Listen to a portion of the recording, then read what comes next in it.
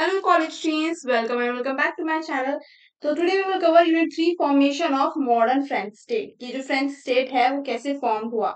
So introduction कहता है कि ये जो पूरा फ्रेंच है, ठीक है, ये जो पूरा फ्रांस है, इसको ट्रांसफॉर्म होने में एक लंबा प्रोसेस है, जहां पे हम देखते हैं कि कैसे फ्यूडलिज्म का डिक्लाइन हुआ, एब्सोल्यूट मोनार्की की ग्रोथ हुई, फ्रेंच रेवोल्यूशन आया और लोगों के अंदर नेशनलिज्म की भावना आई और जो भी एडमिनिस्ट्रेशन था पूरा उसमें चेंजेस आए. सो बिफोर मॉडर्न स्टेट, आज के जो मॉडर्न स्टेट है फ्रांस, उससे पहले सोसाइटी कैसी थी? फ्यूडल थी. पावर ज्यादातर किसके बीच में डिवाइडेड थी? नोबल्स के, लैंडलॉर्ड और चर्च के बीच में डिवाइडेड थी. अब इस पावर के अनइक्वल डिवीजन की वजह से और जो लोग परेशान हो रहे थे, एक्स्ट्रा टैक्सेस जो टैक्स लोग भर रहे थे, उन सब चीजों से परेशान होकर लोगों ने फ्रेंच रेवोल्यूशन लॉन्च किया. और वो एक मेजर टर्निंग पॉइंट बन गया जब लोग अवेयर हुए कि उनके पास फ्रीडम नहीं है, उनके पास फ्रीडम होनी चाहिए, सोसाइटी के अंदर इक्वालिटी होनी चाहिए, सिटीजनशिप जैसे कॉन्सेप्ट से वो इंट्रोड्यूस हुए. अब आज के जो फ्रेंच स्टेट है वो किस चीज पे बेस्ड है? सेंट्रलाइज अथॉरिटी, जहां पर पावर एक प्रॉपर इंसान के हाथ में है, ठीक है, जो पूरा एडमिनिस्ट्रेशन चला रहा है, ठीक है, एक प्रॉपर अथॉरिटी के हाथ में, इंसान टर्म यूज करेंगे, अथॉरिटी के हाथ में जो पूरा एडमिनिस्ट्रेशन चला रहा है. एंड उस अथॉरिटी पे वो इंसान तब बैठेगा जब, सॉरी इंसान नहीं, वो अथॉरिटी पे वो पावर तब आएगी जब हम लोग, ठीक है, कॉमन लोग, फ्रांस में जो कॉमन लोग हैं वो वोट देंगे, ठीक है, थ्रू वोटिंग सिस्टम. नेक्स्ट, सबके पास इक्वल सिटीजनशिप होगी, जो भी नागरिक होंगे. नेशनल आइडेंटिटी होगी लोगों की कि हम इस देश को बिलोंग करते हैं. प्रोफेशनल ब्यूरोक्रेसी होगी, जहाँ पे ऑफिशियल्स को जो काम करेंगे इन एडमिनिस्ट्रेशन, स्टेट के एडमिनिस्ट्रेशन में जो काम करेंगे, कि कहाँ पे कितना टैक्स लगना चाहिए, क्या ट्रेड होगा, तो ये सारी चीजें जो मेंटेन करेंगे, आर्मी वगैरह, उनको हायर किया जाता है प्रॉपर. ऐसा नहीं है कि नोबल क्लास से वो आ गए या फिर जो है चर्च जो क्लास है वो इन्फ्लुएंस करेगा डिसीजन. नहीं, अब इनका रोल खत्म हो गया है. अब प्रॉपर सैलरी पे उनको पूरी तनख्वाह मिलेगी और वो उनको प्रॉपर ट्रेनिंग दी जाएगी उस रोल को संभालने के लिए. नेक्स्ट, एजुकेशन को कौन कंट्रोल करेगा? स्टेट. 3.2 टॉपिक हमारा कहता है the absolute state and the abolition of feudal structure, यानी कि ट्रांसफॉर्मेशन हो रहा है फ्रांस का किसकी तरफ? एक एब्सोल्यूट स्टेट की तरफ. और किस चीज का अबॉलिशन हो रहा है? फ्यूडल स्ट्रक्चर का, जो हम पहले देख के आए कि फर्स्ट स्टेट, सेकंड स्टेट और थर्ड स्टेट. ठीक है, तो इस चीज का क्या हो रहा है? अबॉलिशन हो रहा है, ये खत्म हो रहा है. 16 to 18 सेंचुरी का अगर हम टाइम पीरियड देखें तो वहां पे फ्रांस में क्या आ रहा है? फ्रांस में मोनार्क ने डेवलप कर लिया क्या? Absolute state. अब किंग क्या बन गया है? सेंटर ऑफ पॉलिटिकल पावर बन गया है. इंपॉर्टेंट रूलर कौन कौन से रहे? Louis 14, cardinal रिचलेट. फीचर्स क्या थे इसके? कि राजा क्या कर रहा है? एडमिनिस्ट्रेशन को कंट्रोल कर रहा है. जो रॉयल ऑफिशियल्स थे उनको रिप्लेस कर दिया गया फ्यूडल लॉर्ड से. आर्मी और टैक्सेशन अब किसके अंडर में आ रहे हैं? रॉयल कंट्रोल के अंडर में आ रहे हैं. और मोनार्की ने क्या वीकेंड कर दिया? नोबल्स की पावर वीकेंड कर दिया. ओके, अब ये जो किंग है, जो हम बोल रहे हैं कि किंग कंट्रोल करेगा एडमिनिस्ट्रेशन, अब आप बोलोगे चेंज क्या है? पहले भी तो मोनार्की थी, राजा था, बट अब राजा होगा, बट कैसा होगा? इलेक्टेड राजा होगा. ओके, कैसा राजा होगा? इलेक्टेड, कि पीपल उसको वोट करेंगे तभी वो अपनी गद्दी पे बैठ पाएगा. और ये जो रॉयल ऑफिशियल्स हैं, इनको प्रॉपर सैलरी दी जाएगी, ट्रेनिंग दी जाएगी, तब ये कंट्रोल करेंगे एडमिनिस्ट्रेशन को, आर्मी को, टैक्सेशन सिस्टम कैसा होगा, सब चीजें. ओके, तो ये मेजर डिफरेंस है, यही समझना है कि राजा पहले भी था, राजा अभी है, बट अब राजा कैसा है? इलेक्टेड. रिपब्लिक बन चुका है France. Next, abolition of feudal structure. Feudal structure जो first state, second state, third state, मैंने आपको यूनिट 1 और 2 में बताया, इसका प्रॉपर अबॉलिशन हो चुका है, खत्म हो चुका है. अब रेवोल्यूशन के बाद हमें क्या देखने के लिए मिलता है? फ्यूडल ड्यूज वर अबॉलिश, यानी जितने भी लोगों के लैंडलॉर्ड के ऊपर ड्यूज थे, ठीक है, पैसे बचे हुए थे, उनको अबॉलिश कर दिया गया. जितनी भी नोबल प्रिविलेजेस थी कि वो टैक्स नहीं भरेंगे, वो सब एंड कर दी गई. इक्वालिटी बिफोर लॉ इंट्रोड्यूस किया गया कि जो कानून है उसके अंडर सब लोग क्या है? इक्वल है. पीपल क्या बन गए? अब प्रॉपर उस देश के नागरिक बन गए. यहीं से हम मानते हैं कि क्या शुरुआत हुई? मॉडर्न फ्रांस की बिगनिंग हुई, मॉडर्न फ्रांस की शुरुआत हुई. नेक्स्ट टॉपिक है हमारा डिकंस्ट्रक्शन ऑफ फ्रांस. तो French revolution did not only change government, यानी कि फ्रेंच रेवोल्यूशन ने खाली गवर्नमेंट को चेंज नहीं किया, बट इसने ट्रांसफॉर्मेशन लाया इन दी होल फ्रेंच सोसाइटी. अब कैसे हम ये देखेंगे? पुराने फ्रांस में क्या था? मोनार्की थी, फ्यूडल लोगों के पास प्रिविलेजेस थी और रीजनल डिफरेंसेस थे. रीजनल डिफरेंसेस मतलब कि कुछ लोग जो है एजुकेटेड हैं, कुछ क्लास ऐसा है जो अनएजुकेटेड है, कुछ क्लास ऐसा है जिसके पास पैसे हैं ज्यादा, कुछ क्लास ऐसा है जिनके पास क्या है? जो गरीब वर्ग है. ओके, इसको रिप्लेस किया गया बाय न्यू फ्रांस, जो कि मोनार्की नहीं, एक नेशन, ठीक है, जहां पे ब्रदरहुड की, यूनिटी की भावना है लोगों के अंदर, सिटीजनशिप के कॉन्सेप्ट पे, कि सब लोग इस देश के नागरिक हैं और सभी नागरिकों पे ये रूल्स एंड रेगुलेशन लागू होते हैं, ये बेनिफिट उनको मिलेंगे। नेक्स्ट, पॉपुलर सोवर्निटी का कॉन्सेप्ट कि सब लोग क्या है कि हमारा फ्रांस जो है क्या है, इंडिपेंडेंट है, अपने जो भी डिसीजंस है वो खुद ले सकता है। एंड यहाँ की लोग भी जो इंडिविजुअल लेवल पे जो फ्रांस के नागरिक है, सिटीजन है, वो भी क्या है, इंडिविजुअल लेवल पे इंडिपेंडेंट है। ओके, मेन चेंजेस क्या है, मोनार्की खत्म हुई, क्रिएशन ऑफ सिटीजन को उनके राइट्स मिले, वोटिंग राइट हो गए, पॉलिटिकल सोशल राइट्स हो गए, एडमिनिस्ट्रेटिव रीऑर्गेनाइजेशन, जो ओल्ड प्रोविंसेस थे उनको रिप्लेस किया गया न्यू डिपार्टमेंट से। और यहाँ पे डिपार्टमेंट में रॉयल ऑफिशियल्स को अपॉइंट किया गया जो कि ट्रेंड होते हैं प्रॉपर, जिनको सैलरी दी जाती है।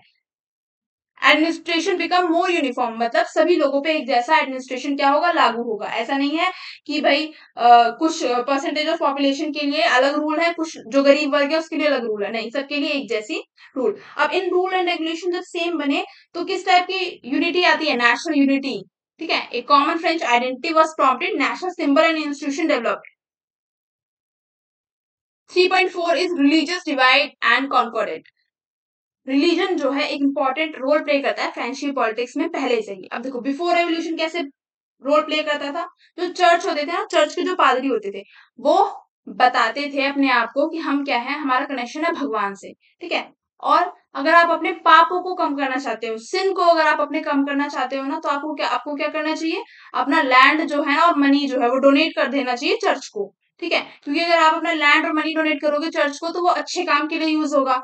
ओके, एंड अच्छे काम के लिए यूज होगा तो आपका पुण्य बढ़ेगा। तो इस टाइप के माइंड गेम्स खेल के जो चर्च के क्लर्जी होते थे, वो जो कॉमन पीपल है उनसे पैसा लूटते थे और प्रिविलेजेस भी इंजॉय करते थे। जब राजा कहता था कि आप पे टैक्स लगेगा, तो वो कहते थे हमारा तो डायरेक्ट कनेक्शन है गॉड से, आप कौन होते हो हम पे टैक्स लगाने वाले। अब रेवोल्यूशन के टाइम पे क्या हुआ कि जब लोग परेशान हो गए, तब लोगों ने क्या डिमांड रखी कि चर्च की जो प्रॉपर्टी है उसको स्टेट ले ले एंड उसको कम्युनिटी वेलफेयर के लिए इस्तेमाल करे, यानी लोगों के भले के लिए इस्तेमाल करे।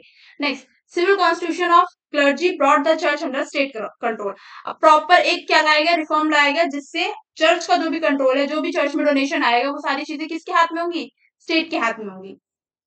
अब इसकी वजह से क्या हुआ, जो कुछ लोग फेथ ग्रुप्स होते हैं ना, कि हाँ जो मानते हैं रिलीजन में बहुत ज्यादा अंधा जो मानते हैं, और जो रेवोल्यूशनरीज थे जो अच्छी बातें कर रहे थे, उनके बीच में क्लैश हो गया। ओके, तो फ्रांस बिकेम डिवाइडेड बिटवीन, इसलिए फ्रांस जो है डिवाइड हो गया। कुछ लोग जो है सपोर्ट करने लगे रेवोल्यूशनरी रिफॉर्म, ठीक है, जो लीडर्स हैं उनका सपोर्ट करने लगे, कुछ लोग सपोर्ट करने लगे ट्रेडिशनल कैथोलिक अथॉरिटी, कि भाई जो हमारी चर्च है, जो हमारा रिलीजन है, उससे कोई छेड़छाड़ ना की जाए। नेक्स्ट आता है कॉन्कॉर्डेट 1801। नेपोलियन बोनापार्टे ने इंट्रोड्यूस किया एग्रीमेंट, कॉन्कॉर्डेट एग्रीमेंट, कहाँ पे, पॉप में, इन 1801। अब इसके फीचर्स क्या थे कि कैथोलिसिज्म को रिकॉग्नाइज किया गया as a religion of majority, यानी क्रिश्चियनिटी को रिकॉग्नाइज किया गया कि यही मेजॉरिटी लोगों का रिलीजन है। चर्च एक्सेप्टेड स्टेट अथॉरिटी, अब चर्च ने एक्सेप्ट कर ली स्टेट की अथॉरिटी की हाँ स्टेट हम पे कंट्रोल कर सकती है। तो इसकी वजह से क्या हुआ, रिलीजियस कॉन्फ्लिक्ट क्या हो गए, रिड्यूस हो गए। गवर्नमेंट के अंदर कंट्रोल आ गया किसका, चर्च का। ठीक है, next is mobilisation of citizen during the terror and Napoleon wars. अब नेपोलियन बोनापार्टे, नेपोलियन जब उनके हाथ में कमान आई फ्रांस की, तो उन्होंने क्या किया, फ्रांस का एक्सपेंशन करना चाहा, मतलब फ्रांस के अंदर जो आसपास के जो देश हैं उनकी टेरिटरी को भी इंक्लूड करना चाहा। तो इस टाइम पे क्या हुआ, बहुत ज्यादा वॉर हुए, रशिया, यूक्रेनी, रशिया एंड यूएसए, बहुत सारी कंट्रीज के उन्होंने पार्ट जो है टेरिटरी अपने में मिलानी चाहिए। नेपोलियन जो है एक्सपेंशन करना चाह रहे थे, तो इस टाइम पे बहुत ज्यादा प्रॉब्लम्स आई। ड्यूरिंग द टेरर क्या हुआ, जो भी रेवोल्यूशनरी लीडर थे try to protect the republic. Revolutionary leaders का मानना था कि भाई अभी हमारा फ्रांस जो है इतनी बड़ी प्रॉब्लम से निकला है ना, फ्रेंच रेवोल्यूशन अभी खत्म हुआ है एंड उसका इम्पैक्ट गया भी नहीं है, और आप जो है टेरिटरी एक्सपेंड कर रहे हो, है ना, और ज्यादा जो है लड़ाई झगड़े में इन्वॉल्व हो रहे हो, जहां पे आपको अपनी देश की इकोनॉमी पे ध्यान देना चाहिए, आप उल्टा देश की इकोनॉमी को ड्रेन कर रहे हो। तो mass mobilisation was encourage, people organise into revolutionary group, तो लोग क्या करने लगे, आवाज उठाने लगे बोनापार्टे के खिलाफ। और गवर्नमेंट ने क्या किया, इसको प्रोपेगेंडा बताया, ठीक है, रेवोल्यूशनरी फेस्टिवल बताया और नेशनल सिंबल बताया। तो citizen were encouraged to define the nation. Next is Napoleon war. Under Napoleon war France develop a modern national army. Napoleon के कार्यकाल के अंदर फ्रांस में मॉडर्न नेशनल आर्मी कंस्टिट्यूट की नेपोलियन बोनापार्टे ने। इसके फीचर्स क्या थे, यहाँ पर सिटीजन्स को बोला गया कि आपकी ये क्या है, मॉरल ड्यूटी है कि अपने देश के लिए क्या करना, मिलिट्री में इंक्लूड होना। क्योंकि क्या हो रहा था, जब इतने सारे देशों के साथ वॉर चल रही है, ठीक है, फ्रांस की, कि हम आपकी टेरिटरी पे कब्जा कर रहे हैं, है ना, तो क्या हो रहा था, ट्रूप्स की कमी पड़ रही थी, आर्मी की कमी पड़ रही थी, तो वहां के कॉमन पीपल को इंगेज किया गया कि आपकी मॉरल ड्यूटी बनती है सर्विस देना। नेशनलिज्म को इनकरेज किया गया सोल्जर्स के अंदर, है ना, देशभक्ति को इनकरेज किया गया, पागल बनाओ तभी तो लोग रिक्रूट होंगे। The Napoleonic period spread revolutionary idea, equality before law and of feudal privileges, modern administration. Same demand जो है नेपोलियन पीरियड के टाइम पे भी चलती रही। नेक्स्ट आता है new bureaucracy and education institution. अब ये जो बोनापार्टे है ना, इसका भी डिक्लाइन इसीलिए होता है क्योंकि ये भी कहीं ना कहीं तानाशाह बन गया था। जो कॉमन जनता है ना, उनकी बात सुनना इसने बंद कर दी थी, इसलिए एंड में जाके इसका भी ओवरथ्रो हो जाता है। फिर नेपोलियन के बाद जो है दूसरा जो है अथॉरिटी आती है। New bureaucracy and education institution में हम क्या देखते हैं कि जो मॉडर्न फ्रेंच स्टेट है, यहाँ पे स्ट्रॉन्ग एडमिनिस्ट्रेटिव सिस्टम है। न्यू ब्यूरोक्रेसी है जिसको किसने क्रिएट किया है, नेपोलियन ने क्रिएट किया है। जहाँ पे फीचर्स क्या है, ऑफिसर्स को अपॉइंट किया जा रहा है बाय मेरिट, जैसे मैंने बताया कि उनकी प्रॉपर क्वालिटी देख के कि हाँ वो इस पोस्ट को संभालने लायक है नहीं है। क्लियर हायरार्की है कि अपर लेवल पे कौन काम कर रहा है, उनसे नीचे कौन काम कर रहा है, फिर उनसे नीचे कौन काम कर रहा है। ओके, तो इसीलिए कैसा एडमिनिस्ट्रेशन है, इफेक्टिव एडमिनिस्ट्रेशन है, और लॉ सबके लिए एक समान है।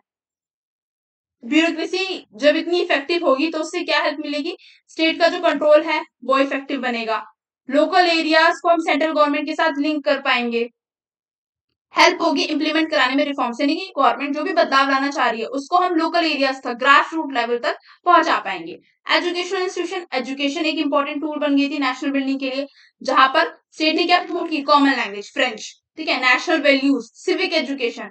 नेपोलियन ने स्टैब्लिश की secondary school, high education institution, जिसकी वजह से हम लोगों को एक लॉयल सिटीजन बना पाए और एक नेशनल आइडेंटिटी स्प्रेड कर पाए कि हाँ ये सब जो है इस देश के नागरिक हैं, तो ये फ्रांस को ही सपोर्ट करें, फ्रांस की आइडियोलॉजी को सपोर्ट करें।